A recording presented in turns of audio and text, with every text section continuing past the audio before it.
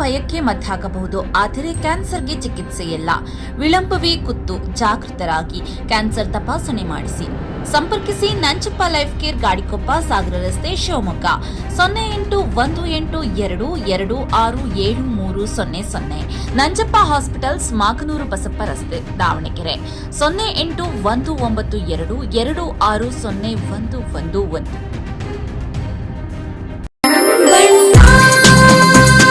ಸರ್ಫಾ quotes, ಸರ್ಫಾ quotes, ಸರ್ಫಾ quotes ರವರ ಸುದೀರ್ಘ ಬಾಳಿಕೆಯ ಸುಂದರವೂ ಆದ ಜಲಾಧಾರಿತ ಪರಿಸರ ಸ್ನೇಹಿ ಪೇಂಟ್ಗಳನ್ನೇ ಬಳಸಿ. Sarfa luxury emulsion paint, odourless, low ವಿವೋಸಿ,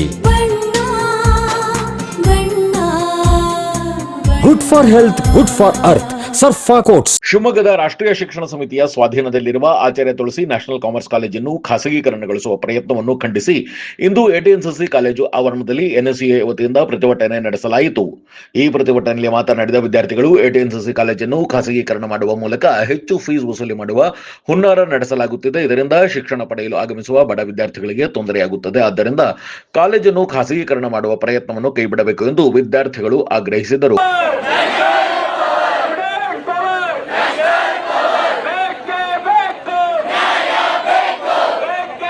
ಪ್ರತಿಭಟನೆಯನ್ನು ಉದ್ದೇಶಿಸಿ ಯಾರು ವಿದ್ಯಾರ್ಥಿನಿಯರು ಇದ್ರೆ ಮುಂದೆ ಬಂದು ಮಾತಾಡಬೇಕು ದಯವಿಟ್ಟು.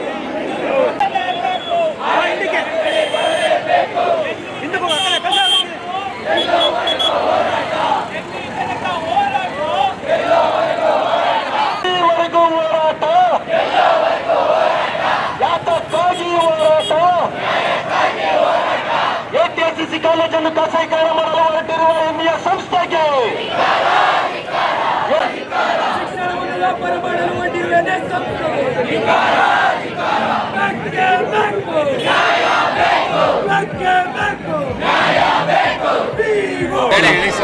ನಾನು ಎಟಿಎನ್ಸಿಸಿ ಕಾಲೇಜಿನ ವಿದ್ಯಾರ್ಥಿ, ಫೈನಲ್ ಇಯರ್ B.Com ಓದ್ತಿದ್ದೆ. ಇವಾಗ ಏನಂದರೆ, ಇವಾಗ ಏಡೆಡ್ ಕಾಲೇಜ್ ಆಗಿದೆ ಎಟಿಎನ್ಸಿಸಿ ಕಾಲೇಜಲ್ಲಿ. ನಾವು ಅದೇ ಏಡೆಡ್ ಕಾಲೇಜ್ ಇದ್ದಾಗ 20-25 ಸಾವಿರ ಕಟ್ಟಿ 3 ವರ್ಷ ಓದಿದ್ದೀವಿ. ಅದೇ ಇವಾಗ ಏಡೆಡಿಂದ ಪ್ರೈವೇಟ್ ಆಗಿ 80 ಸಾವಿರ 90 ಸಾವಿರ ಆಗುತ್ತೆ. ಅದೇ 90 ಸಾವಿರದಲ್ಲಿ ನಾವು 3 ವರ್ಷ ಓದ್ಕೊಂಡು ಬಂದಿದ್ದೀವಿ. ನಾಳೆ ದಿನ ಬರೋರಿಗೆ, ನಮ್ಮ ಜೂನಿಯರ್ಸ್ಗಾಗಲಿ ಅವರಿಗೆಲ್ಲ ಪ್ರಾಬ್ಲಮ್ ಆಗುತ್ತೆ.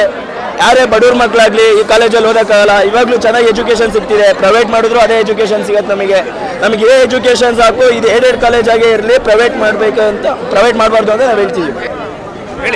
ನಮ್ಮ ಕಾಲೇಜ್ನ ಖಾಸಗೀಕರಣ ಮಾಡ್ತಾ ಇದ್ದಾರೆ. ತುಂಬ ಬಡ ಮಕ್ಕಳೆಲ್ಲ ಬರ್ತಾರೆ, ತುಂಬ ದೂರದ ಹಳ್ಳಿಯಿಂದೆಲ್ಲ ಓದೋಕ್ಕೆ. ಇವಾಗಲೇ 35-40 ಸಾವಿರ ಕಟ್ತಾರೆ. ನಾಳೆ 1 ವರ್ಷ ಆದಮೇಲೆ ಮತ್ತೆ 1 ಲಕ್ಷದ ಮೇಲಾಗುತ್ತೆ. ಹೆಂಗೆ ಕಟ್ಟೋಕ್ಕಾಗುತ್ತೆ? ನಮ್ಮ ಅಪ್ಪ ನಮಗೂ ಕಷ್ಟ ಆಗೋದು. ನಾವೆಲ್ಲೋ ಹಳ್ಳಿಯಿಂದ ಬರ್ತೀವಿ, ಬಸ್ಸೆಲ್ಲ ಹಾಕ್ಕೊಂಡು ನಾವು ಭದ್ರಾವತಿಯಿಂದೆಲ್ಲ ಬರ್ತೀವಿ. ನಮಗೆಲ್ಲ ಎಷ್ಟು ಕಷ್ಟ ಆಗುತ್ತೆ, ಅವರೆಲ್ಲ ಎಷ್ಟು ಕಷ್ಟಪಟ್ಟು ಓದ್ತಾ ಇದ್ದಾರೆ. ಇದನ್ನೆಲ್ಲ ಸ್ಟಾಪ್ ಮಾಡಬೇಕು ಅಂತ ಈ ಪ್ರೊಟೆಸ್ಟ್ನ ಮಾಡ್ತಾ ಇದೀವಿ ಅಷ್ಟೇ. ಕಷ್ಟಪಟ್ಟು ಕಟ್ತಾ ಇದ್ದಾರೆ, ಮತ್ತೆ ಇನ್ನೂ ಜಾಸ್ತಿ ಮಾಡಕ್ಕೆ ಹೋದ್ರೆ ನಾವು ಹೆಂಗೆ ಕಟ್ಟಕ್ಕಾಗತ್ತೆ? ನಮ್ಮ ಕೈಲಿ ಕಟ್ಟಕ್ಕಾಗಲ್ಲ, ಮಾಡಬಾರ್ದು ಅಷ್ಟೇ ನಾವು ಕೇಳೋದು. ಈಗಲೇ ನಾವು 30 ಸಾವಿರ ಕಟ್ಟಲೆ ಕಟ್ತಾ ಇದ್ದೀವಿ. ಮತ್ತೆ ಇನ್ನೂ ಜಾಸ್ತಿ ಆದರೆ ವರ್ಷಕ್ಕೆ 90 ಸಾವಿರ ಆಗೋಗ್ತದೆ, 1 ಲಕ್ಷ ಆಗುತ್ತೆ. ಯಾರಿಗೆ ಗೊತ್ತು ಎಷ್ಟಾಗುತ್ತೆ ಅಂತ? ಎಲ್ಲೋಗ್ಬೇಕು ನಾವು ಓದೋಕೆ ಮುಂದಕ್ಕೆ? ಆಮೇಲೆ ಈಗಲೇ ಕಷ್ಟ ಆಗ್ತಾ ಇರೋದು, ಈಗಲೇ ಓದೋದು ಬೇಡ ಅಂತಾರ. ಆಮೇಲೆ ನಾವು ಹೆಂಗೆ ಓದ್ಬೇಕು ಮುಂದಕ್ಕೆ? ಮಾಡಬಾರ್ದು ಅಷ್ಟೇ ನಾವು ಕೇಳೋದು. ಇವತ್ತು ಶಿವಮೊಗ್ಗ ನಗರ NSA ವತಿಯಿಂದ ನಗರದಲ್ಲಿರ್ತಕ್ಕಂಥ NES ಸಂಸ್ಥೆಯ ಅಂಗಭಾಗವಾಗಿರ್ತಕ್ಕಂಥ ಎಟಿಎನ್ಸಿಸಿ ಕಾಲೇಜಿನ ಮುಂಭಾಗದಲ್ಲಿ ಪ್ರತಿಭಟನೆಯನ್ನು ಮಾಡ್ತಾ ಇದ್ದೀವಿ. ಪ್ರತಿಭಟನೆಯ ಉದ್ದೇಶ ಇಷ್ಟೇ, ಎಟಿಎನ್ಸಿಸಿ ಕಾಲೇಜಿನ ಖಾಸಗೀಕರಣ ಮಾಡುವ ಹುನ್ನಾರ ನಡೆಸ್ತಾ ಇದ್ದಾರೆ NES ಸಂಸ್ಥೆಯವರು. ಹಿಂದಿನ ಕಾಲದಲ್ಲಿ ಬಡವರಿಗೆ ಅನುಕೂಲ ಆಗಲಿ, ಬಡವರು ಮಕ್ಕಳು ವಿದ್ಯಾಭ್ಯಾಸವನ್ನು ಕಲೀಲಿ ಅಂತ ಹೇಳ್ಬಿಟ್ಟು ಜಾಗವನ್ನು ಉಚಿತವಾಗಿ ಕೊಟ್ಟಿರ್ತಾರೆ. ಉಚಿತವಾಗಿ ಕೊಟ್ಟಿರ್ತಕ್ಕಂಥ ಜಾಗಕ್ಕೆ ಸರ್ಕಾರದ ಅನುದಾನಗಳನ್ನು ತಂದುಕೊಂಡು ಏಡೆಡ್ ಕಾಲೇಜಾಗಿ ಮುಂದುವರಿಸ್ಕೊಂಡು ಬಂದು ಇವಾಗ ಎಟಿಎನ್ಸಿ ಕಾಲೇಜು ಒಂದು ಶಿವಮೊಗ್ಗ ನಗರದಲ್ಲಿ ಪ್ರತಿಷ್ಠಿತ ಒಂದು ಕಾಲೇಜ್ ಆಗಿರ್ತದೆ. ಆದರೆ ಆ ಕಾಲೇಜಿನ ಹೆಸರನ್ನ ಮಾಡಿಕೊಂಡು ಇವಾಗ ಖಾಸಗೀಕರಣ ಮಾಡುವ ಹೆಸರಿನಲ್ಲಿ ಬಡ ಮಕ್ಕಳಿಂದ ಸುಲಿಗೆ ಮಾಡುವ ಪ್ರಯತ್ನವನ್ನು NES ಸಂಸ್ಥೆ ನಡೆಸ್ತಾ ಇದೆ. ಇದು ಈ ಒಂದು ಸಂಸ್ಥೆ ಅಷ್ಟೇ ಅಲ್ಲ, NES ಸಂಸ್ಥೆಯ ಬರ್ತಕ್ಕಂಥ ಸಾಕಷ್ಟು ಕಾಲೇಜುಗಳನ್ನು ಖಾಸಗೀಕರಣ ಮಾಡಬೇಕು ಅಂತೇಳಿ ಈಗಾಗಲೇ ಸರ್ಕಾರಕ್ಕೆ ಅರ್ಜಿಯನ್ನು ಸಲ್ಲಿಸಿರ್ತಾರೆ. ಇದನ್ನ ವಿರೋಧಿಸಿ ಇವತ್ತು ಶಿವಮೊಗ್ಗ ನಗರ NSಯಿಂದ ಪ್ರತಿಭಟನೆ ಮಾಡ್ತಾ ಇದ್ದೀವಿ. ಪ್ರತಿಭಟನಾ ಸ್ಥಳಕ್ಕೆ ಆಗಮಿಸಿದ NES ಕಾರ್ಯದರ್ಶಿ ನಾಗರಾಜ್, ಎಟಿಎನ್ಸಿಸಿ ಕಾಲೇಜನ್ನು ಖಾಸಗೀಕರಣ ಮಾಡುವ ಉದ್ದೇಶದ ಬಗ್ಗೆ ವಿದ್ಯಾರ್ಥಿಗಳಿಗೆ ಮನವರಿಕೆ ಮಾಡಿ, ಆಚಾರ್ಯ ತುಳಸಿ ಕಾಮರ್ಸ್ ಕಾಲೇಜು ಖಾಸಗೀಕರಣ ಮಾಡಿದ್ದರೂ ವಿದ್ಯಾರ್ಥಿಗಳ ಫೀಸ್ನಲ್ಲಿ ಯಾವುದೇ ಬದಲಾವಣೆ ಮಾಡುವುದಿಲ್ಲ, ಆರ್ಥಿಕವಾಗಿ ವಿದ್ಯಾರ್ಥಿಗಳಿಗೆ ತೊಂದರೆಯಾಗದಂತೆ ನೋಡಿಕೊಳ್ಳುತ್ತೇವೆ ಎಂದು ಕಾರ್ಯದರ್ಶಿ ನಾಗರಾಜ್ ವಿದ್ಯಾರ್ಥಿಗಳಿಗೆ ಸ್ಪಷ್ಟನೆ ನೀಡಿದರು. ಒಂದು ಸಣ್ಣ ಬ್ರೇಕ್ ನಂತರ NES ಕಾರ್ಯದರ್ಶಿ ವಿದ್ಯಾರ್ಥಿಗಳಿಗೆ ಏನು ಭರವಸೆ ಕೊಟ್ಟರು ಕೇಳೋಣ ಬನ್ನಿ.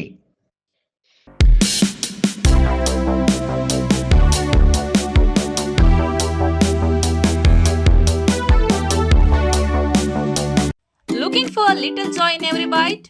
Dairy Fresh Ice Creams brings you 50 plus natural flavors with no added colors and the real taste of fresh fruits. Made with goodness from the Malenadu region. Dairy Fresh Ice Creams, a little joy for all. ನಮ್ಮ NSUI leaders ಅವರು ಹೇಳಿದ ಹಾಗೆ ನಮ್ಮ ರಾಷ್ಟ್ರೀಯ ಶಿಕ್ಷಣ ಸಮಿತಿಯು 1946ರಲ್ಲಿ ಎಲ್ಲ ವಿದ್ಯಾರ್ಥಿಗಳಿಗೆ ಕೈಗೆಟುಕುವ ದರದಲ್ಲಿ ಗುಣಮಟ್ಟದ ಶಿಕ್ಷಣ ಸಿಗಬೇಕು ಅನ್ನುವ ಒಂದೇ ಒಂದು ಧ್ಯೇಯೋದ್ದೇಶದಿಂದ ಶುರುವಾಗಿತ್ತು. ಅದೇ ಧ್ಯೇಯೋದ್ದೇಶ ಇವತ್ತಿಗೂ ಸಹ ಮುಂದುವರ್ಸ್ಕೊಂಡು ಬಂದಿದ್ದೀವಿ. ಇವಾಗ ATNCC ವಿಚಾರದಲ್ಲಿ ನಿಮಗೆ ಹೇಳಬೇಕು ಅಂತಂದ್ರೆ, ATNCC ಒಂದೇ ಅಲ್ಲ, ನಮ್ಮಲ್ಲಿ 3-4 ಪದವಿ ಕಾಲೇಜುಗಳು, ಏಡೆಡ್ ಪದವಿ ಕಾಲೇಜುಗಳಿದೆ. ಯಾವುದೇ ಪದವಿ ಕಾಲೇಜುಗಳಲ್ಲಿ ಕಳೆದ 42 ವರ್ಷಗಳಿಂದ ಏಡೆಡ್ ಕಾಲೇಜ್ ಅಂತಂದ್ರೆ ಏನರ್ಥ ಅಂದ್ರೆ, ಬೋಧಕ ಮತ್ತು ಬೋಧಕೇತರ ಸಿಬ್ಬಂದಿಯವರನ್ನ ಗೌರ್ಮೆಂಟ್ ನವರು ಅಪಾಯಿಂಟ್ಮೆಂಟ್ ಮಾಡಿಕೊಂಡು ಗೌರ್ಮೆಂಟ್ ನವರು ಸಂಬಳ ಕೊಡ್ತಾರೆ. ನಾವುಗಳು ಇಲ್ಲಿ ಮ್ಯಾನೇಜ್ಮೆಂಟ್ ಇಂದ ಫಿಸಿಕಲ್ ಇನ್ಫ್ರಾಸ್ಟ್ರಕ್ಚರ್, ಮೂಲಭೂತ ಸೌಕರ್ಯ ಏನಿದೆ, ಈಗ ನಮ್ಮ NSUI ಲೀಡರ್ಸ್ ಹೇಳ್ತಾ ಇದಾರಲ್ಲ, ಬಿಲ್ಡಿಂಗ್ ಇರ್ಬೋದು, ಕರೆಂಟ್ ಇರ್ಬೋದು, ವಾಟರ್ ಇರ್ಬೋದು, ಬೆಂಚ್ ಡೆಸ್ಕ್ ಇರ್ಬೋದು, ಬೇರೆ ಏನೇನು ಮೂಲಭೂತ ಸೌಕರ್ಯ ವಿದ್ಯಾಭ್ಯಾಸಕ್ಕೆ ಬೇಕೋ ಅದನ್ನ ಮ್ಯಾನೇಜ್ಮೆಂಟ್ ನವರು ಕೊಡಬೇಕು ಮತ್ತು ಬೋಧಕ ಮತ್ತು ಬೋಧಕೇತರ ಸಿಬ್ಬಂದಿ ಅವರನ್ನ ಗೌರ್ಮೆಂಟ್ ನವರು ಕೊಡಬೇಕು ಅನ್ನುವ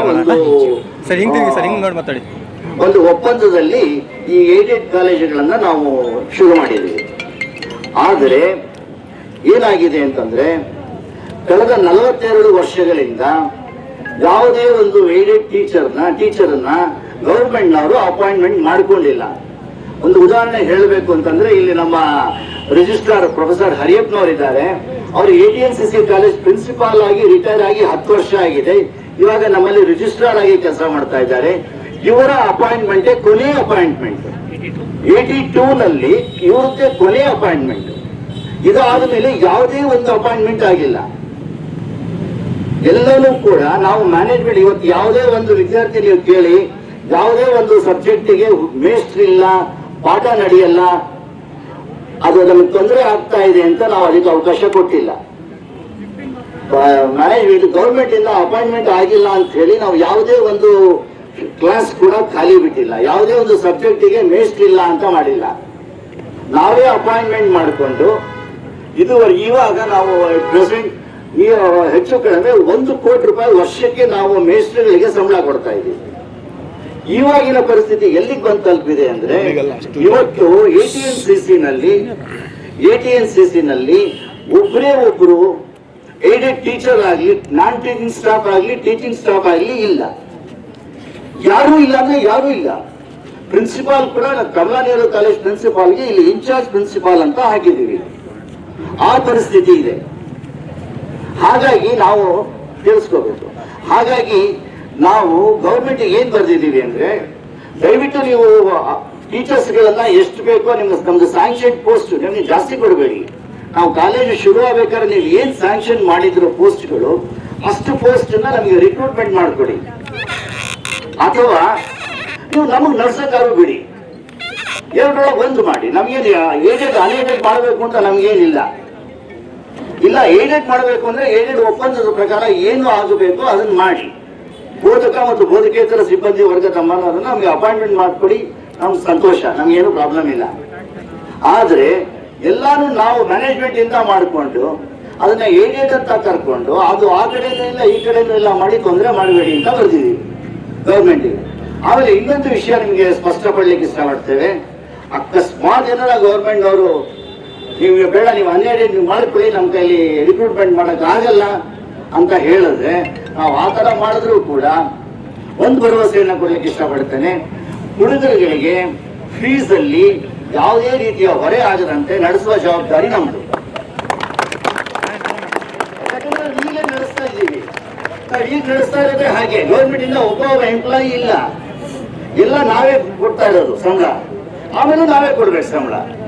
ಸೊ ಫೀಸ್ ಅಲ್ಲಿ ವಿದ್ಯಾರ್ಥಿಗಳಿಗೆ ಖಂಡಿತ ಹೊರೆ ಆಗಿರುವ ರೀತಿಯಲ್ಲಿ ನೋಡಿಕೊಂಡು ನಡ್ಸ್ಕೊಂಡು ಹೋಗೋ ಜವಾಬ್ದಾರಿ ನಮ್ದು.